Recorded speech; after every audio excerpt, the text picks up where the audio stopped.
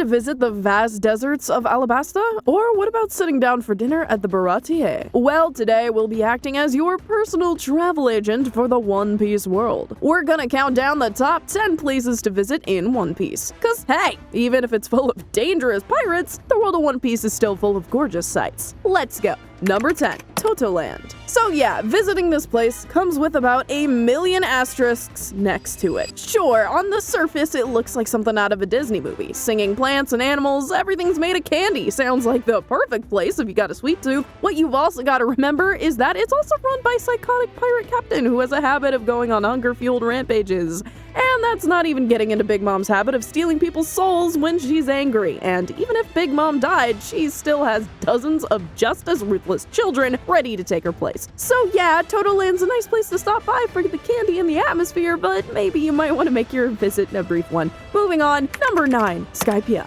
After that whole problem with the crazy lightning god was taken care of, Skypiea is a nice place to visit. You can come visit the ancient ruins of Shandora or simply enjoy beautiful scenery high above the clouds. They even built an amusement park, the perfect place for tourists. In fact, this place would be much higher on the list if it wasn't for one problem. What's the problem? It's getting to Skypiea in the first place. As the name implies, Skypiea is way up in the clouds. It's not the kind of place you can get on your typical pirate ship. There are only 2 ways. Either fly up, which is really only possible if you have wings or a devil fruit that lets you fly, or there's the much more risky option of the knock-up stream. It's a giant water spout that sends ships flying up into the air with great force. It's pretty dangerous and you could get seriously injured or killed in the attempt, but if you would get up there, you're gonna have a fun time in a beautiful world above the clouds. But for our next destination, let's try somewhere on land, shall we? Number 8, Loguetown. This peaceful city in the East Blue may not be much to look at compared to the rest of the list, but it's got quite a few reasons to visit. For one, it's got that classic pirate aesthetic. So if you want somewhere old school, this is the place to be. Not only that, but Loguetown's claim to fame is being the place where the former pirate king Gol D. Roger was executed. You can even visit the iconic execution platform for yourself. It's the perfect place to stop by for some drinks and good company before heading off to the nearby Reverse Mountain and entering the Grand Line. But the main reason you want to avoid Loguetown might be if you are a pirate. A major marine base is installed at Loguetown, so if you're a pirate, you might want to be careful while you're staying in Loguetown. Otherwise, you might just end up like Roger. You know, just without the fame. But if you're not a pirate or you're careful, then Loguetown is a nice place to stop by. Our next vacation destination is somewhere much further along in the Grand Line. Number 7, Fishman Island. Much like Skypiea, Fishman Island is a bit difficult for the average human to visit. Fortunately, traveling there is still much easier and safer to visit than Skypiea. You simply need to get your ship coated in a special substance at the nearby Sabaody archipelago. From there, it's just a simple matter of navigating your ship beneath the surface and finding your way to Fishman Island.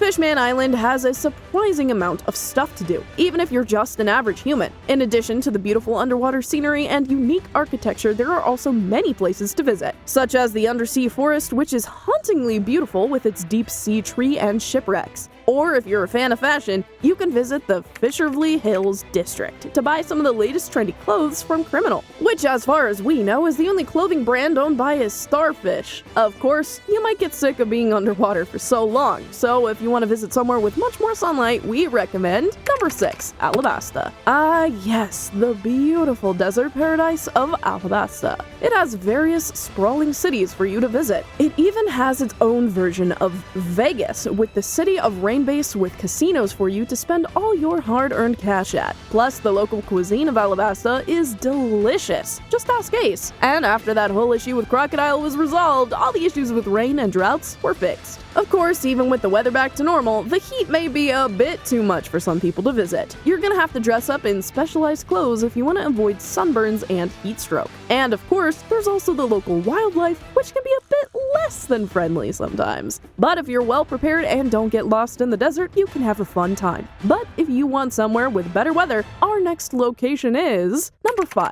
Baratie Archipelago. The Straw Hats' first outing there may have ended in disaster, but most of the time it's actually a very nice place to take a vacation to. Baratie Archipelago's biggest feature are the bubbles that float all around the island. They're beautiful, and the locals have made many fun tourist attractions based around it, such as the famous Baratie Park, an amusement park with many different bubble-themed attractions. Plus, if you're a pirate, islands 1 through 29 are basically lawless zones. If you're lucky, you may even run into the famous pirates, Silver's Rayleigh. But be warned, Baratie Archipelago isn't the nice place it seems at first. The slave trade on the island is a huge problem. The celestial dragons love vacationing on Baratie, so if you so much as breathe too close to one, you're in big trouble. Best case scenario, their bodyguards beat you up. Worst case scenario, you become the latest slave of St. Charles. Not only that, but the world government headquarters is right next door to Baratie. So if you really mess up, you're gonna have to deal with an admiral and a whole fleet of marines very soon. Don't worry though, our next destination is somewhere much more isolated. Number 4.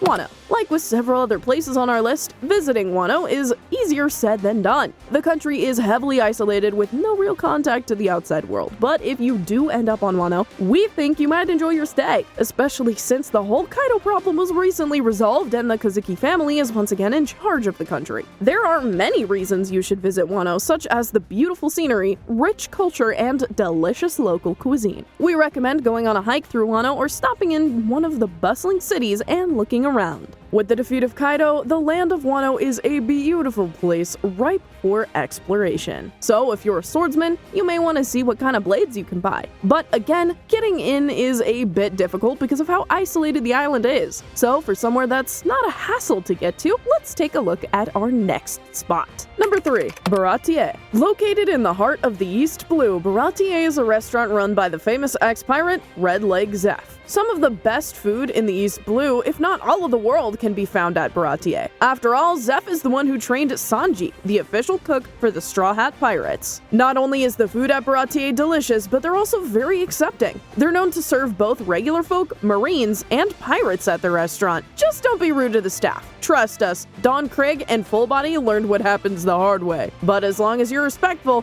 Baratie is the perfect place to sit down for a delicious and filling meal. The main downside to visiting here is that there's not many interesting locations nearby, but that may be a positive too. The East Blue is the least dangerous of all the blues, but that's not necessarily a bad thing, unless you're looking for adventure. But our next location is somewhere in the New World. Let's take a look, shall we? Number 2. Dressrosa. Our next destination is the beautiful island of Dressrosa. After a certain flamingo was overthrown, this island is also back in the hands of proper rulers, and the place is in a much better state. If you want some entertainment here, look no further than Corta Coliseum to watch some amazing gladiator battles play out. You can even sign up to participate in these battles yourself if you think you're up for it. It's said that fierce fighters from across the Grand Line come to compete in Dressrosa's Coliseum, so if you do compete, there's gonna be some stiff competition. It's not just about the Coliseum either. Dressrosa is a beautiful island with plenty to see, from the houses built in the mountainside to the hidden village of the Tontadas, a friendly race of tiny fairy-like creatures. With Dressrosa, there's plenty to enjoy. Plus, it's not too difficult to reach either. A competent crew should be able to get to Dressrosa without many issues. But before we get to our number 1 vacation spot, here are a few honorable mentions. Reverse Mountain. Reverse Mountain is pretty cool. Water flows up the mountain and goes back down, bringing you into the Grand Line properly. It's a pretty cool experience, but it goes by really fast. Really, it's more of a roller coaster than a real destination. Still pretty cool though.